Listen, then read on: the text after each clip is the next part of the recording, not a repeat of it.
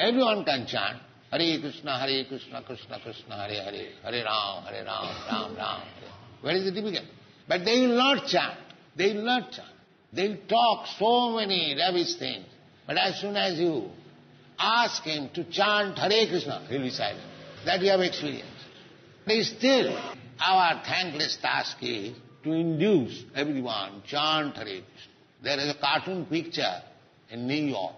One old man and his wife sitting together. The wife is requesting the husband, old husband, chant, chant, chant.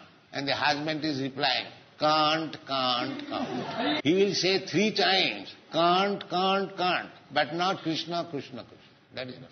A similar story is there in Bengal. One old mother was dying, and the sons requested the mother, now you say Hare Krishna, Hare Krishna.